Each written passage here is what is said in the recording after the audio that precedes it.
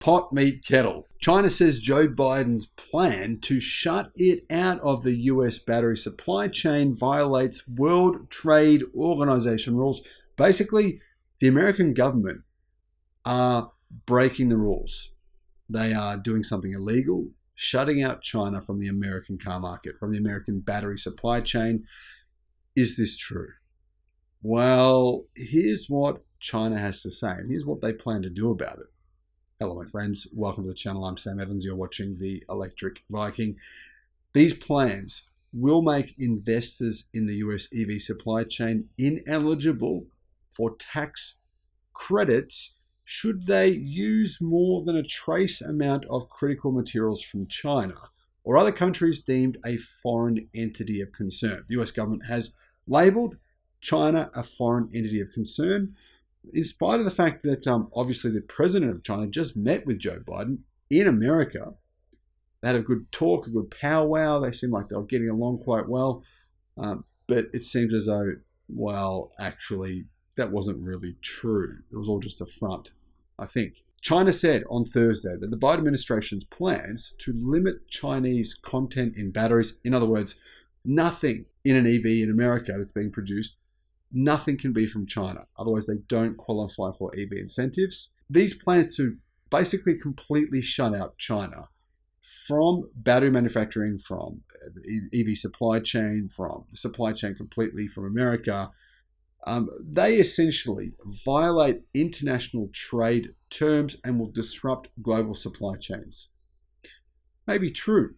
I'm not sure. I don't think America really cares, to tell you the truth, but anyhow. The plans will make investors in the US EV supply chain ineligible for tax credits should they use more than a trace amount of critical materials from China or other countries deemed a foreign entity of concern. And what this means is that EVs like the base, the most popular Tesla Model 3, the cheapest model, the most popular Ford Mustang Mach-E, the cheapest model, no longer qualify for EV battery incentives because the cells in those batteries come from China. The minerals technically come from Australia, predominantly, not all of them, but most of them do. However, the cells come from China. So therefore, they don't qualify for EV incentives starting January the 1st. Targeting Chinese enterprises by excluding their products from a subsidies scope is typical non-market orientated policy, said He Yandong, a Commerce Ministry spokesperson, basically a spokesperson for the Chinese government. Many World Trade Organization members, including China, have expressed concern about the discriminatory policy of the US, which violates the WTO's basic principles. I don't actually think this is correct. I think probably what would be of more concern to, say, global organizations would be what China is perceived to be doing to minorities in the country. That's probably a bit more serious than incentives. But anyway, just putting that out there. What are your thoughts? Let me know in the comments. China's dominant position in the EV supply chain, in other words, 70% of batteries worldwide are made in China, has prompted US and European officials to take action over fears that cheap Chinese EVs, not only just Chinese EVs, but solar panels, wind turbines, basically everything is being made in China, could flood their markets and take the last remaining industry. I mean, the last remaining industry worldwide that wasn't dominated by China was the automotive industry. There's big concern in America and in Europe that China is going to take over that as well.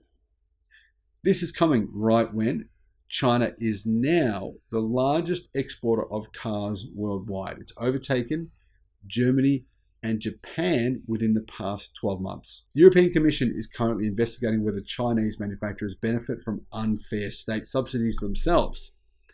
Washington has already passed 2 laws explicitly excluding investors from being able to benefit from a $6 billion allocation of tax credits for batteries and critical minerals, meaning BYD has been shut out. BYD have a factory in America, as well as subsidies of $7,500 for every new energy vehicle produced, should they include any products from China.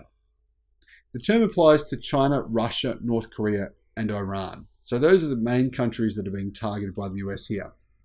The rules will come into effect in 2024, for completed batteries and 2025 for critical minerals.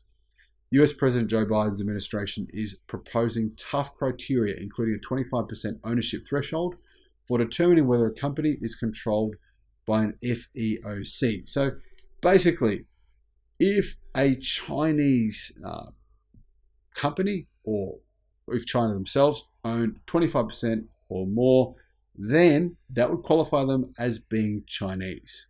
And this would mean companies like Goshun High-Tech, who are part owned by China, part owned by Volkswagen Group, are definitely considered Chinese. They're building factories right now in the US, which could be a big issue in the future.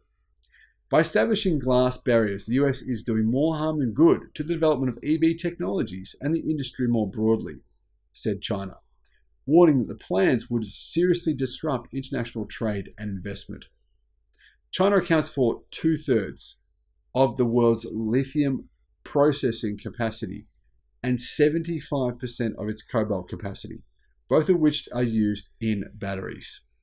Analysts, though, have questioned whether China's position in global battery supply chains warrants the US and the rhetoric over the potential risks.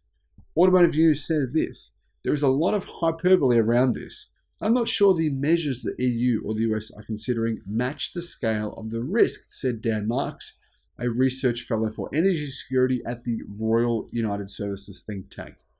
What we should be saying is these strategies in Europe and the US are really industrial strategies. They're just about having competitive industries that can survive. Now, all of this, Dan Marks' comments, I believe, are utterly ridiculous. Dan has no idea what's going on right now. He has no idea that China is about to take over the global automotive industry, and it is doing everything it can to do so. Europe is done. It's finished. I mean, Volkswagen have already revealed to us exactly what's happening. The Trojan horse is already here. And if Dan doesn't realize that, he's just a flat-out moron. I'm sorry, Dan, but mate, you are incredibly stupid. The Volkswagen Group have just disclosed everyone. We're firing thousands of employees in Germany. Where is it hiring new ones? In China to replace them. Where is its new factories being built? In China. Where is its EV production happening? In China. It's pausing EV production in Germany constantly. Why? Because it's focusing on China. It's game over for Europe. It's finished. There's only one place left that China doesn't essentially have ownership of, or at least not ownership necessarily, but that isn't going to just take over its EV sales or its automotive market. That is North America. That's it. That's all that's left standing. If you can't already see this, I mean, you've got to be stupid. Come on. Anyway, I understand why America is doing it. I've said they should do it. And I've been criticized for this numerous times on the channel.